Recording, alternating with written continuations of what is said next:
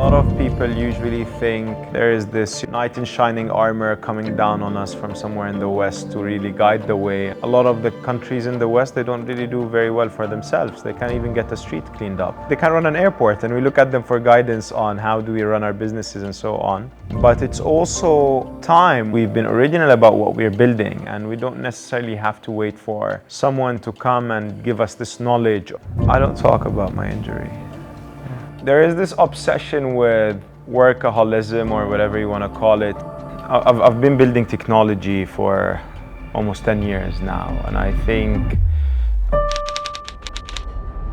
Meet Abdallah Abu Sheikh, an entrepreneur who defied the odds to raise $500 million. At 17, Abdallah met the president of Gambia, who asked him if he could build a renewable energy project. At the time, Abdallah had no clue how to do it, but he took on the challenge. He later launched AstraTech, the company behind apps like Bottom, the WeChat of the Middle East and North Africa. Under his leadership, AstraTech redefined its business model and ventured into fintech, acquiring 150 million users across 155 countries. In November 2024, Abdallah stepped down as CEO and sold his stake to existing shareholders. In this episode filmed prior to him exiting AstraTech, Abdallah gives us the playbook he used to raise $500 million and build a global unicorn from the Middle East. I wanted to become a football player, and I wanted not to do any work. My objective still is to do the bare minimum amount of work required to live a comfortable life.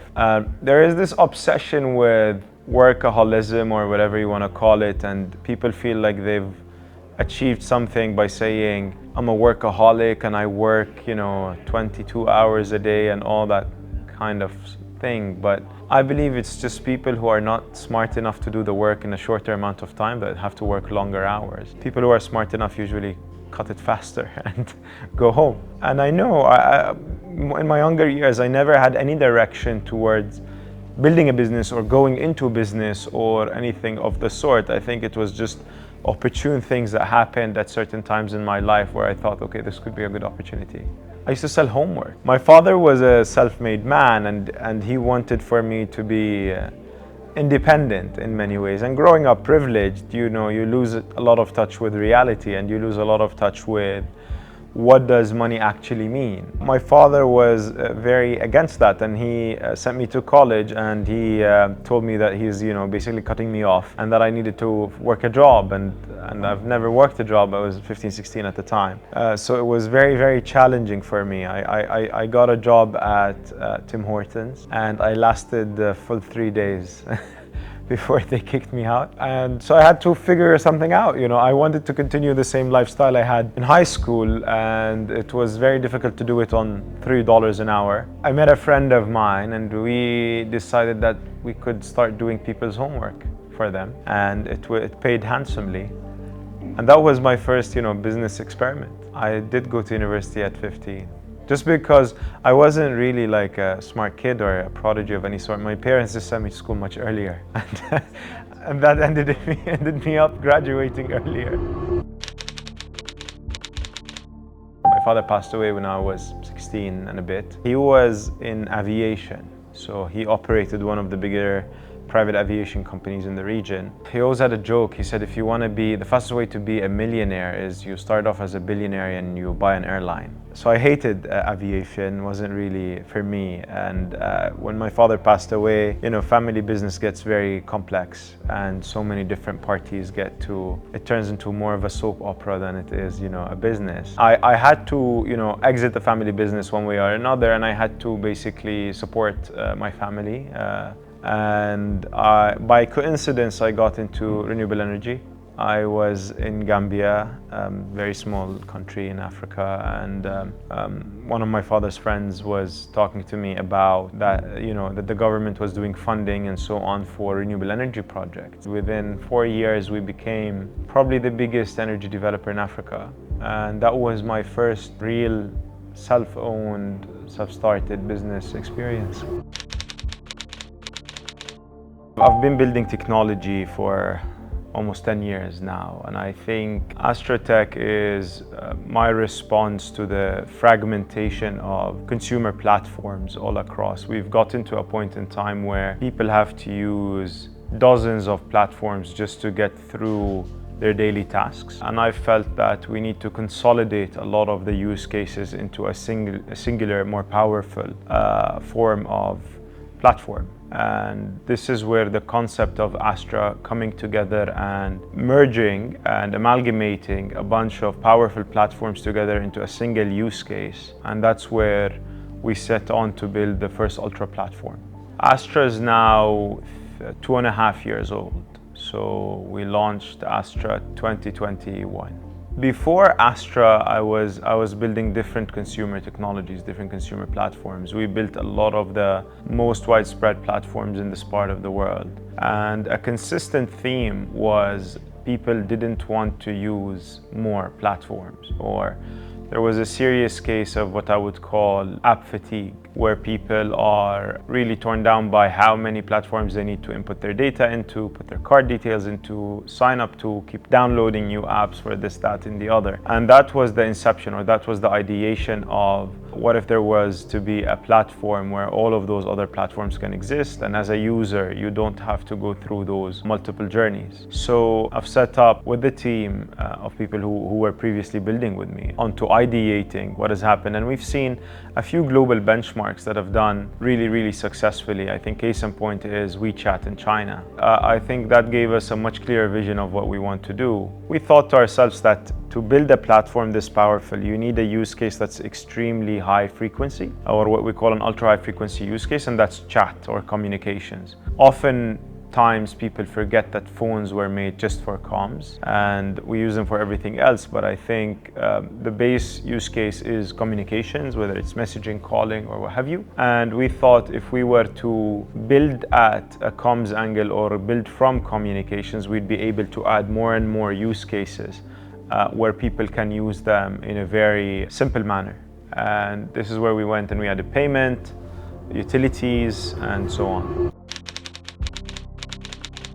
You have two kinds of super platforms that are going around. One's with services at their core, and usually those depend on ride hailing or food, and those usually never make any money because you're playing catch up with the unit economics all across your lifespan. And you have other platforms that are the Instagrams and TikToks and Snapchats of those, and those with entertainment at their core, and those usually fare much better financially because the infrastructure is not physical. If you look at Instagram, it has hundreds of millions of creators and it doesn't employ a single creator, and that kind of infrastructure is much easier to deal with. For us, we chose a third path, which is communications, something that people need to do, have to do every day, something that is the base use case of a cell phone, and this is what led us to Bottom.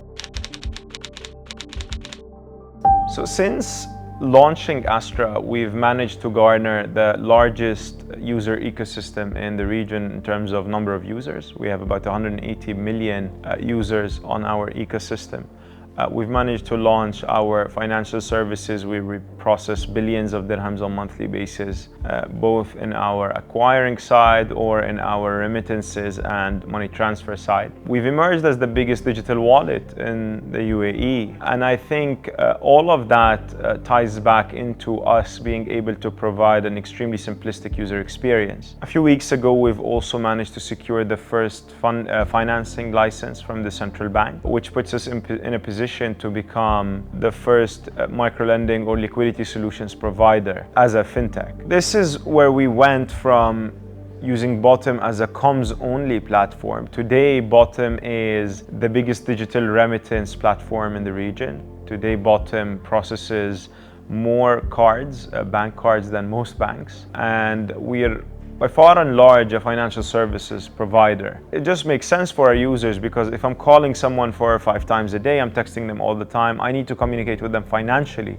most of the time, and going into a bank app, going through the big hassle of brick and mortar banking doesn't really make a lot of sense.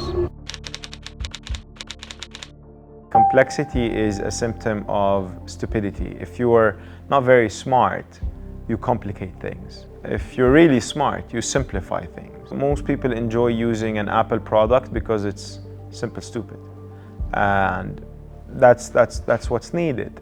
Complex products don't really make it very far because whether we like it or not, people like to feel smart but don't really want to put in the work to be smart. So we build with simplicity. We try and keep everything as simple, as basic as we could. And that sets us apart from a lot of different people who go after the fancy stuff and it's all, lights and bells and all of that. But for us, I think we lead with the simpler, more basic ideas, and we focus on that. Everything is hard, if you stay around and you watch us do what we do, everything we do is a first time of, and that makes us very prone to failure.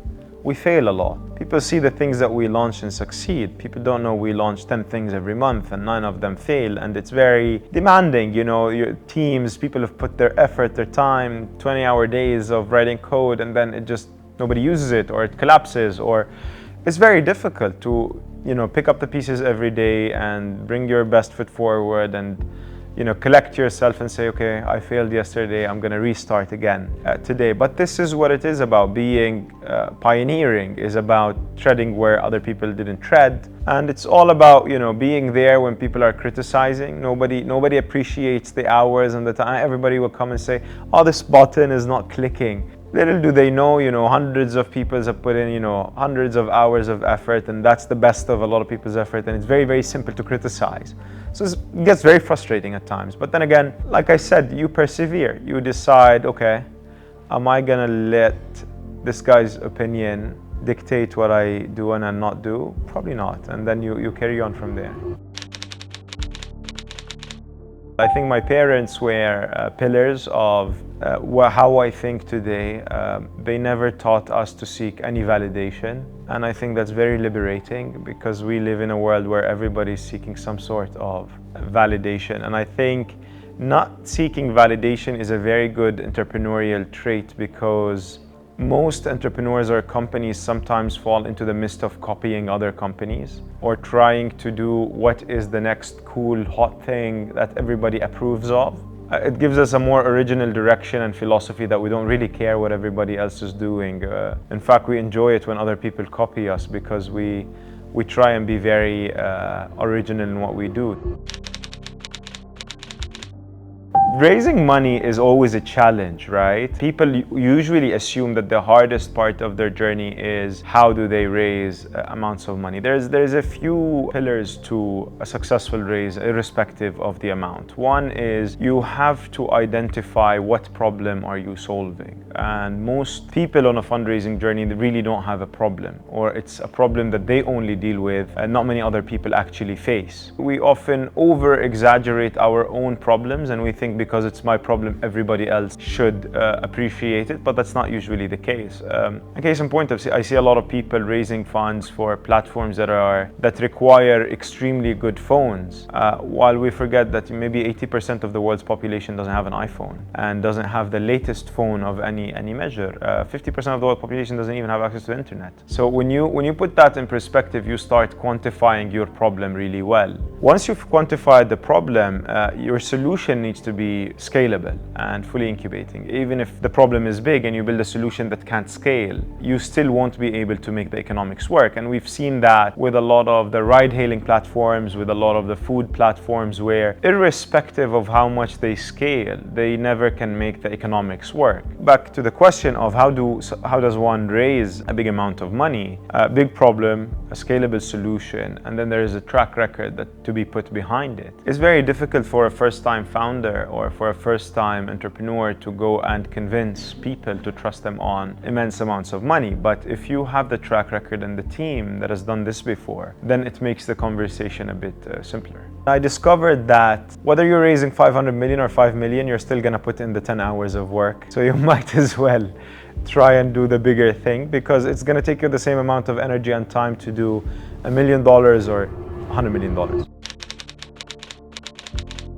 It's very challenging to be young, but it's also very opportunistic because you have the time to make mistakes, and you have the time, and a lot of the time people don't find you as a threat. You're, 15, 16, 17, you're very friendly. People always undermine, what you could think of. But little do you know, when you start earlier, by the time you're 25, you've garnered hundreds of years of experience just by taking 10 years of experience from this person and 10 from that person, and everybody's, around you is surrounding you with that kind of wisdom and thought. There are certain experiences in your life where age becomes very irrelevant. It becomes a very superficial metric. When you have nothing, you have nothing. It doesn't matter whether you're 5 or 50.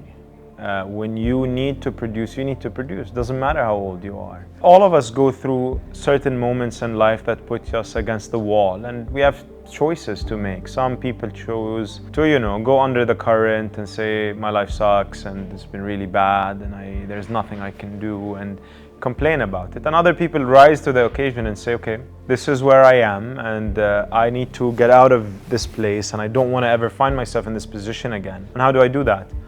And I think for me at the time, I didn't really have a lot of guidance, but it tied up to a lot of the principles my father had instilled in me, where he always used to teach us that people who depend on their wealth are very poor, and people who depend on their intellect will always be rich, irrespective of what the material metric is at the time. And I think that really resonated with me, and I just ignored my age, and I said, okay, nobody cares if you're what age you are. If you're failing, you're failing, and if you're doing well, you're doing well. And that was my very basic or simplistic decision-making metric. My advice to everyone is get your kids to start early. You start yourself early, and it's a much better way of saying to you. I always ask people this question: so when is the age? Like if you're 15, 16, you're too young, and if you're 30, you're too old. So when do we exactly have to start?